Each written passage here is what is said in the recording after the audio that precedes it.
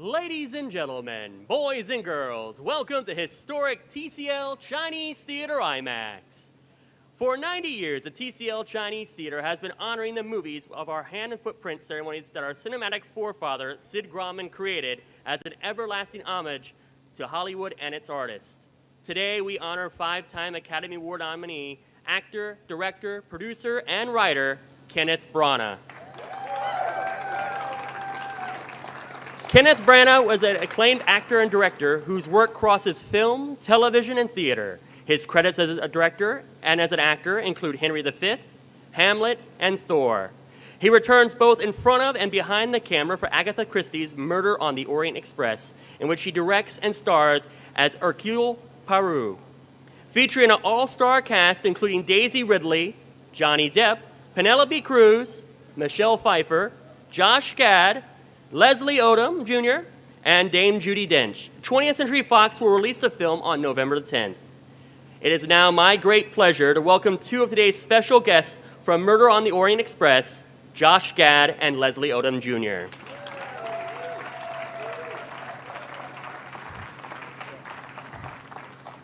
That was an original pronunciation of your name. I loved it. Ken, I don't know how this is going to end today, but Leslie and I are rooting for you. We hope it goes in your favor.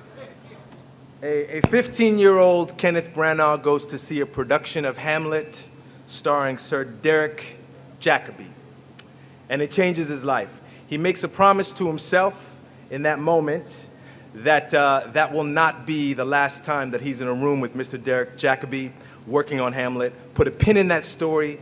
We'll return to it later. So, two things you need to know about Sir Kenneth Branagh and Leslie and I. He taught us everything there is to know about Shakespeare and everything there is to know about our own worthlessness. We went to school together at Carnegie Mellon University where we were in the same class, and there were two certainties as you went to school. One was by the end of the 4 years, half the class would come out of the closet. And the other certainty was that we would learn Shakespeare by watching films like Hamlet and Henry V. And then you cut to about 20 years later, Leslie and I get a phone call that we're going to get to work with one of the great legends living right now.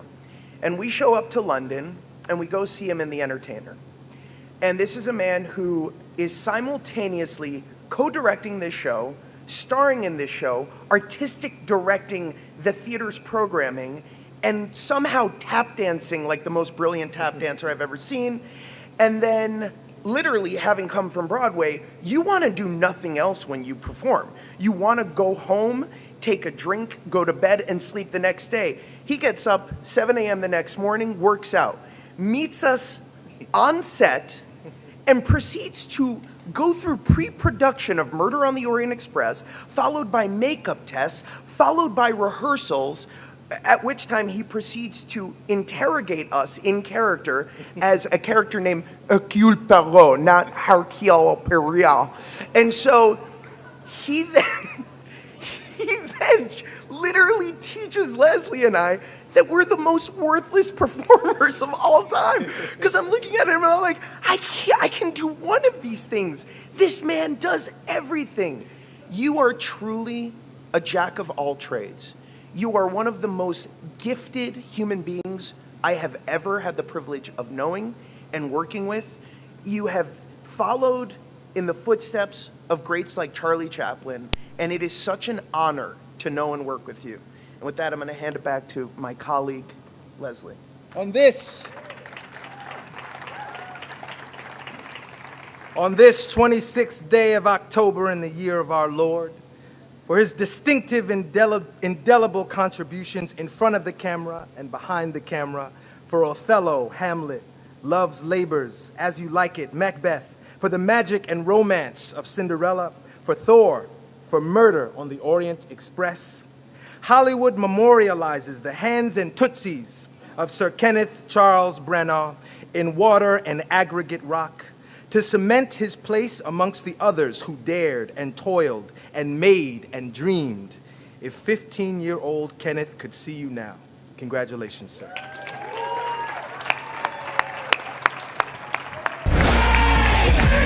You make me a believer.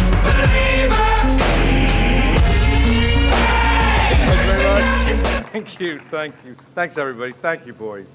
That was very, very, very touching. Thank you. This would be an amazing thing for any fan of the movies, and it is a cosmic treat for me. Exactly 30 years ago, on my first day in Hollywood, I drove a rental car very nervously. A lot of people tooting their horns at this novice Brit. Why you drive on the wrong side of the road, I'll never know, but that's there you go. I went up to the Griffith Park Observatory, which I knew from the James Dean movie, Rebel Without a Cause, and I had to see it. So I stood there up at the observatory, feeling as coolly rebellious and as James Deany as I could. Yeah, I know. Use your imagination. I was a kid. This is the city of dreams, and I looked over my shoulder to the Hollywood sign, which felt so close that I could touch it. And then back out across this vast city. It was a mercifully clear day. It had been kissed by the Santa Anas, so it was all clear. And I looked out across the ocean, and I looked out all the way to Catalina, which I could see, and I knew that I was in love. So on my return down Highland, I stopped by here, and as a rite of passage, I walked, moon-faced and awestruck, outside this theater, and I swear to God, I got down on all fours, and I measured my hands and feet against those of all my heroes. And the first thing I learned was that the streets of this city are not always paved with gold, and what it sometimes is paved with requires Purell. But it does. That's okay, though. That's okay. What I also learned, this was a real killer, what I also learned was that I have very, very small feet. Very small feet, which I was devastated. I mean, aside from concerns that my mother might have dallied with a pixie, I knew that my career in movies was clearly over. I mean, before it started, Jesus, Rin Tin Tin is a dog. He's out here, and he's got bigger feet than I have. So, Billy Crystal made me feel better about this a few years later, because he told me about the big head theory of movie success. He said, this is true, all the successful actors have huge heads. They do, which makes sense because, the close-ups fill the screen more, and there's greater impact. So he said, don't worry about your feet, Ken. Your head is enormous, which I hope he only meant that literally. But you can't be in a business like this and be here at a moment like this without thinking about where you started. I look at so many friends and pals here. You all come from such varied places. Everybody has a long and interesting journey to get to this spot. So it's very hard to think today of this without thinking of yourself as a kid in Belfast, Northern Ireland, looking at that incredible new device in the corner of the room, the television.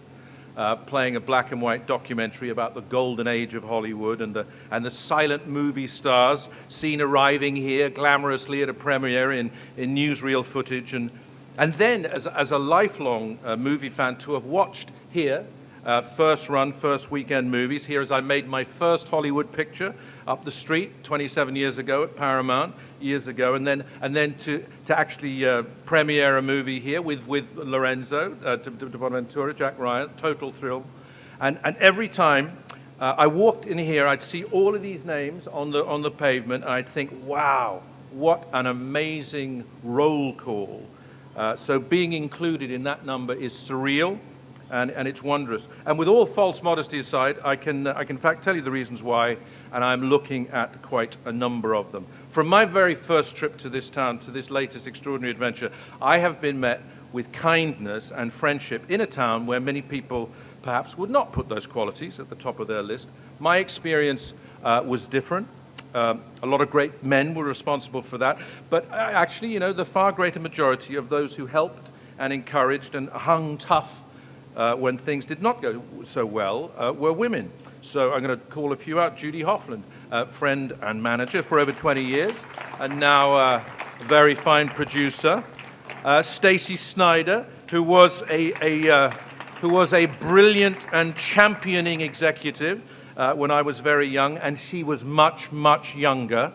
and now one of our industry's greats, and I'm thrilled to say my boss, Emma Watts, who knew way more than I did about Agatha Christie, and whose patience about allowing me to share that knowledge and vision, and who knew how to guide our latest movie to its finish was inspiring. She is our fearless leader.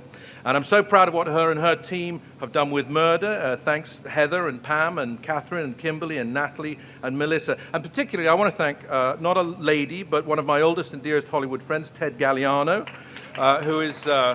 who is one of the reasons that you'll be able to see Murder on the Orient Express in glorious 70mm across this town. It's a town full of amazing creative women from whom I have learned so much, like Ali Sherman, who made, along with Sean Bailey, made Cinderella's dress sparkle for me. Thank you both. Laura Berrick and Becca Kovacic, my glamorous and brilliant managers. And a whole host of others who welcome me to Tinseltown, including my own amazing team of Tamar and Robert and George and Stephanie and Mark and Wayne and Bibi and Mara and Alex and the greatest of all, my wife, Lindsay Branagh. So it couldn't be more thrilling then to say, in complete defiance of my mother, who said to me once in her Liam Neeson in Taken accent, "Son, if you ever get to Hollywood, I want you to promise me that you will stand up for yourself, that you will be a proud ambassador for the great city of Belfast, and that you will never, ever let anyone walk over you." Well, now, Mum, I'm sorry, but I invite all my friends in Hollywood and the great and glorious general public who make us what we are to walk all over me anytime you want. And enjoy it.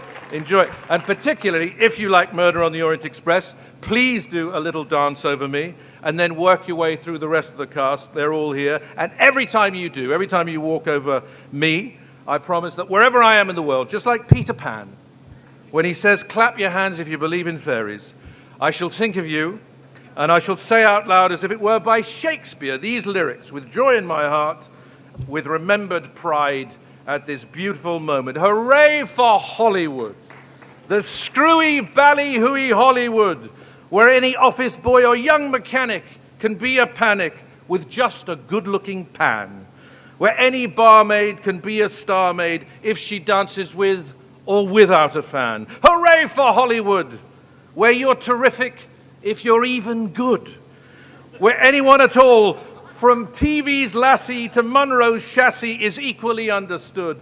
Go out and try your luck. You might be Donald Duck. Hooray for Hollywood. Hooray for Hollywood. The phony, super coney Hollywood. They come from chili clothes and paducas with their bazookas to get their names up in lights, all armed with photos from local rotos with their hair in ribbons and legs in tights. Hooray for Hollywood. You may be homely in your neighborhood, but if you think that you can be an actor, see Mr. Max Factor. He'd make a monkey look good. With half an hour, you'll look like Tyrone Power. Hooray, hooray, hooray. Thank you, ladies and gentlemen, for Hollywood.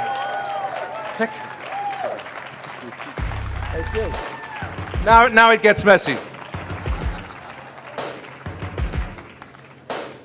First things first, I'ma say all the words inside my head. I'm fired up and tired of the way that things have been. Oh, ooh, the way that things have been. Oh, ooh. Second thing, second, don't you tell me what you think that I can be. I'm the one at the sail, I'm the master of my sea. Oh, ooh, the master of my sea. Oh, I was broken from a young age, taking my soak into the masses, writing my poems for the few that look at me, took to me, shook at me, feeling me, singing from heartache, from the pain, taking my message from the veins, speaking my lesson from the brain, seeing the beauty through the... Hey, you made me a believer, believer. Hey, break me down, you made me a believer, believer. Let the bullets fly, let them rain.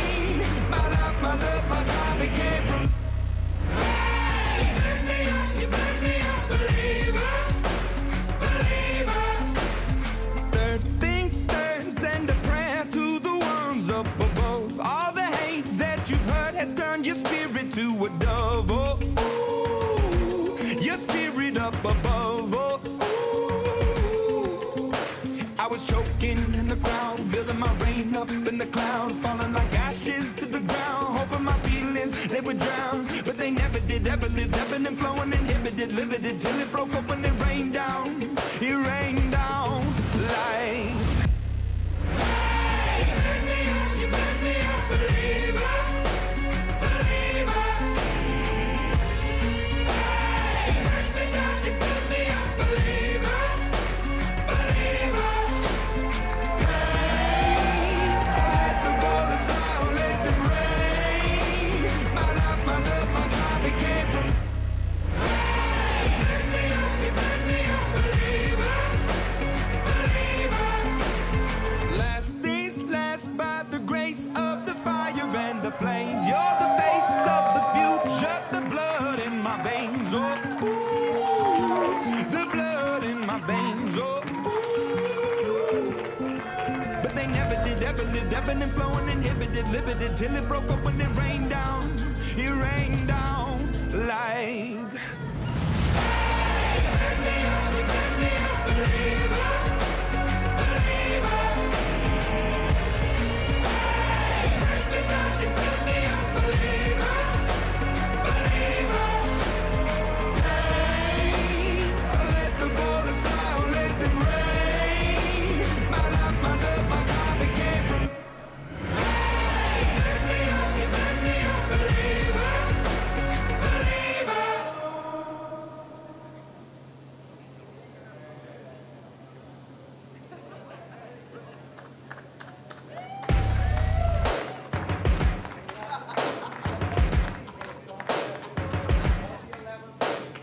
First things first, I'ma say all the words inside my head. I'm fired up and tired of the way that things have been. Oh, ooh, the way that things have been. Oh, ooh.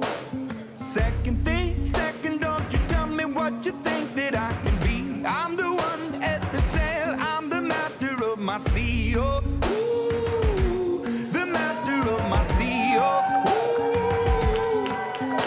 I was broken from a young age, taking my soak into the masses, writing my poems for the few that look at me, took to me, shook at me, feeling me, singing from heartache, from the pain, taking my message from the veins, speaking my lesson from the brain, seeing the beauty through the...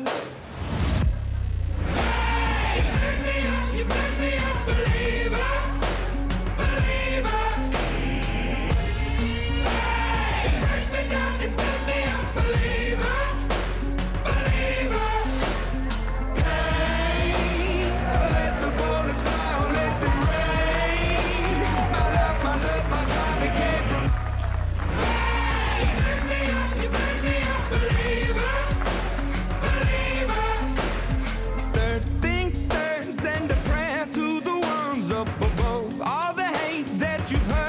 Your spirit to a dove, oh, ooh, your spirit up above, oh, ooh. I was choking in the crowd, building my rain up in the cloud, falling like ashes to the ground, hoping my feelings, they would drown. But they never did, ever lived, ebbing and flowing, inhibited, limited, till it broke up when it rained down. It rained down like... Hey, you make me a believer, believer. Hey, you make me down, you make me a believer, believer. Hey, let the bullets fly, let them rain. My life, my love, my God, it came from... Hey, you make me a believer, believer. Last days last by the grace of the fire and the flames. You're the face of the future, the blood in my veins. Oh, ooh, the blood in my veins. Oh, ooh. But they never did, ever lived, ebbing and flowing, inhibited, limited, till it broke up when it rained down. It rained down like... Hey, you make me a believer, believer. Hey, you make me down, you make me a believer, believer. Hey, let the bullets fly, let them rain. My life, my love, my God, it came from...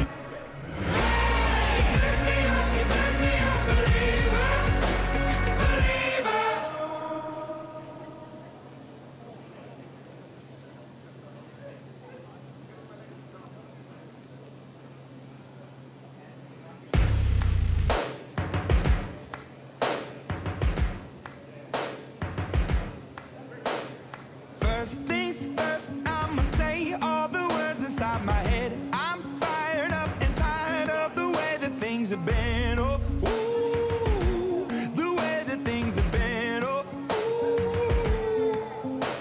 Second, don't you tell me what you think that I can be. I'm the one at the sail, I'm the master of my sea. Oh, ooh, the master of my sea. Oh, ooh.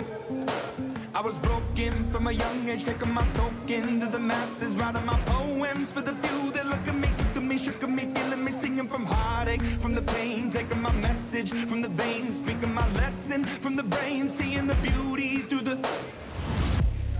Hey, you burn me up, believer, believer. Hey, you burn me down, you burn me up, believer, believer. Hey, let the bullets fly, let them rain. My life, my love, my time, it came from... Hey, you burn me up, believer, believer. Third things third, send a prayer to the ones up above. All the hate that you've heard has turned your spirit to a dove. Oh, ooh, your spirit up above. Oh, ooh. I was choking in the crowd, building my rain up in the cloud, falling like ashes to the ground, hoping my feelings they would drown, but they never did. Ever lived, ebbing and flowing, inhibited, limited, till it broke up and it rained down. It rained down like... Hey, you burn me up, believer, believer. Hey, you burn me down, you burn me up, believer, believer. Hey, let the bullets fly, let them rain. My life, my love, my time, it came from... Hey, you burn me up, believer, believer. Last things last, by the grace of the fire and the flames. You're the face of the future, the blood in my veins. Oh, ooh, the blood in my veins. Oh, ooh. But they never did, ever lived, ebbing and flowing, inhibited, limited, till it broke up when it rained down. It rained down like... Hey, you burn me up, believer.